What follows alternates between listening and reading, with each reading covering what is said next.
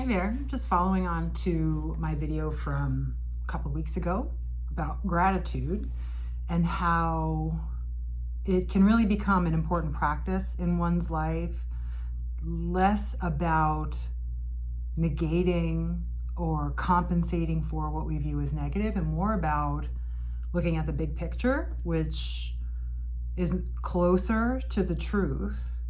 And I've been thinking a lot about the connection between a gratitude practice and the feeling of enough, the feeling of being enough, the feeling of having enough, the feeling of one's needs being met.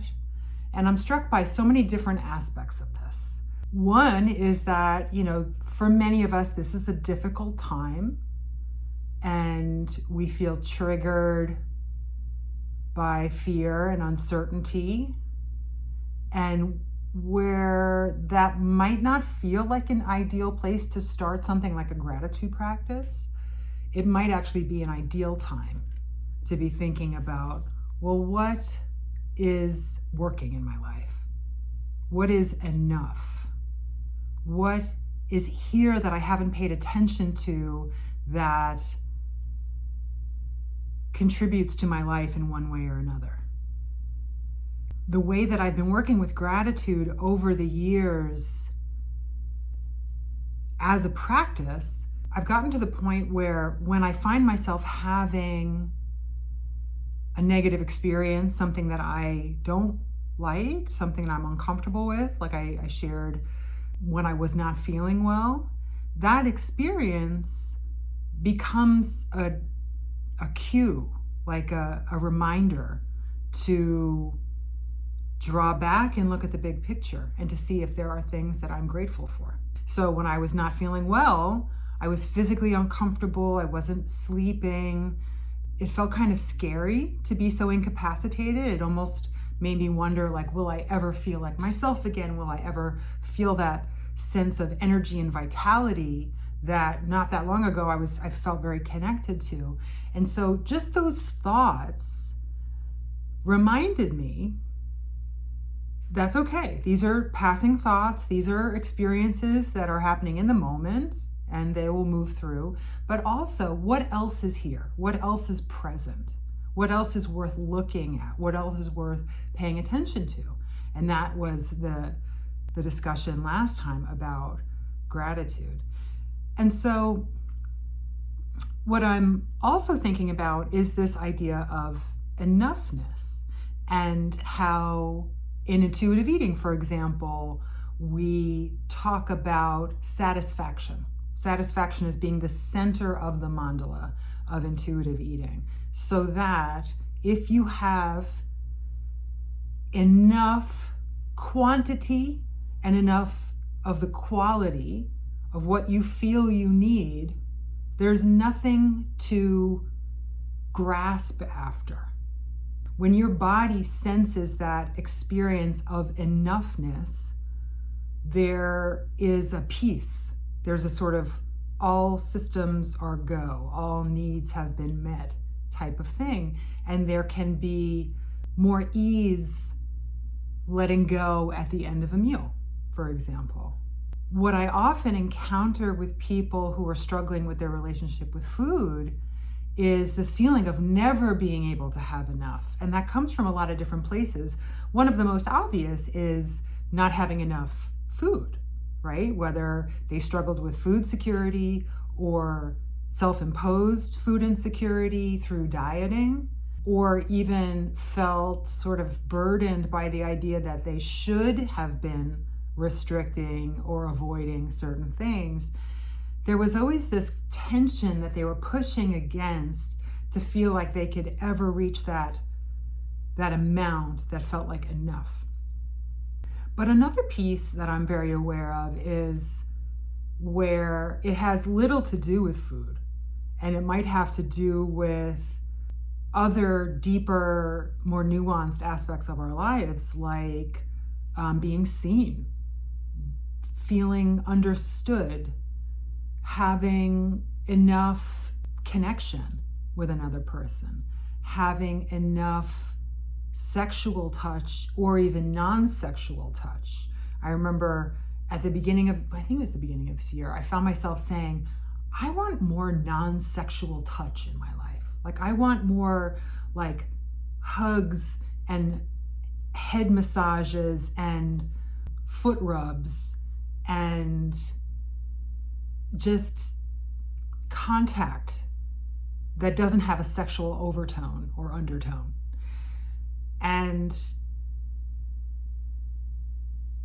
when there's not enough of one of these things, we can try to compensate for it in other ways. And food is a very accessible way of doing that. So is alcohol.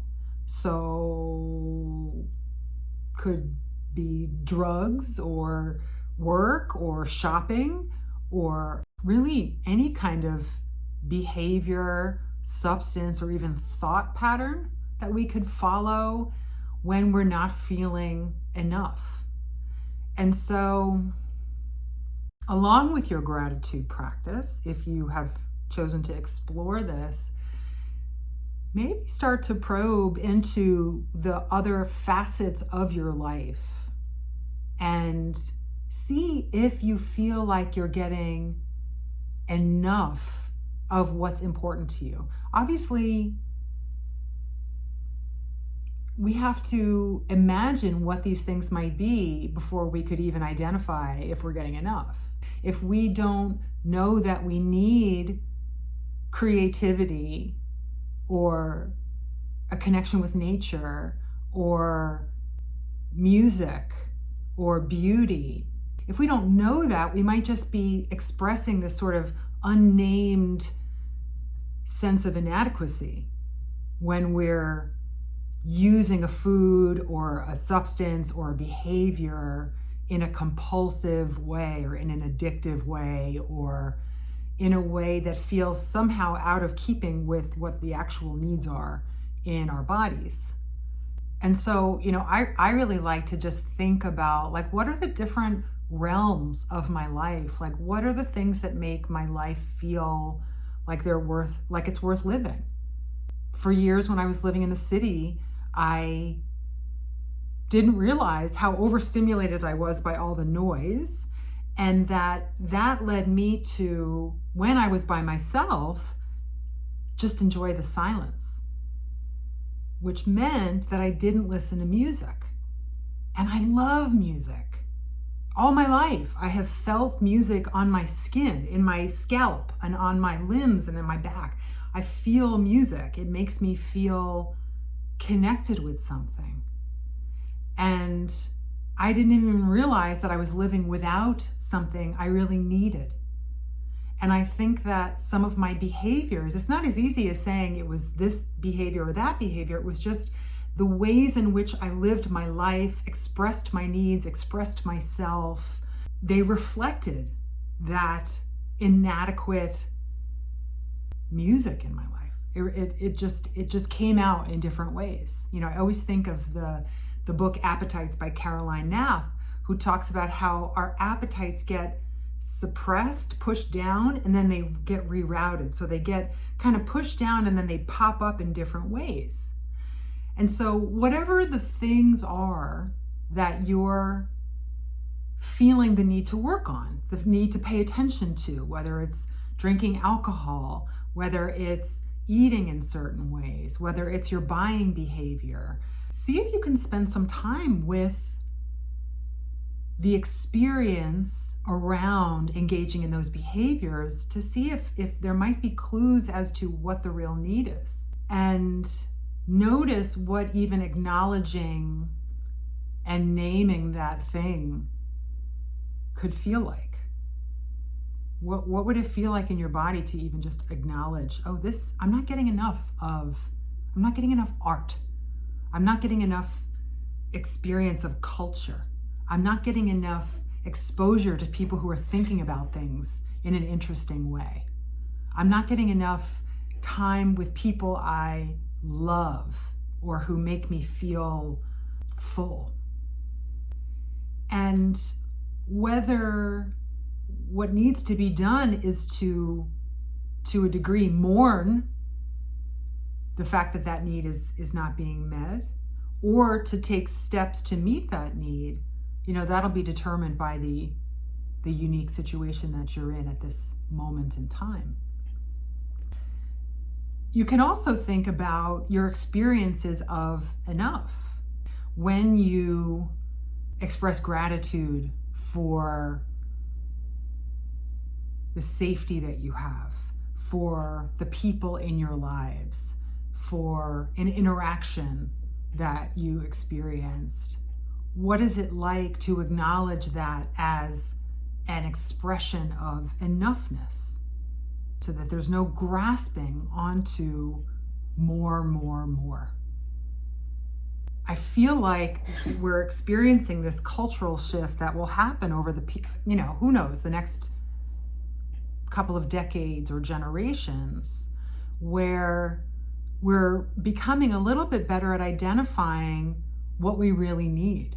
And we're noticing that the more we acquire, the more we consume, whether it's literally or figuratively or something in between, we're not reaching happiness. We're not reaching satisfaction.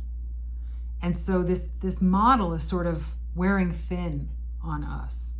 And so I believe that gratitude and experiences of having enough, and even when you have more than enough, experiencing that natural impulse to share, this will become more and more the norm. Honestly, I dream of an incarnation of the world where the Diagnostic and Statistical Manual, the DSM, where all the psychiatric codes come from for different pathologies, recognizes greed as a disease. When people have clearly more than they need, when they don't experience that natural desire to share, I hope that it can become recognized as a sickness, as an illness, and as some problematic switch has been flipped in the brain so that people are not able to express that natural impulse.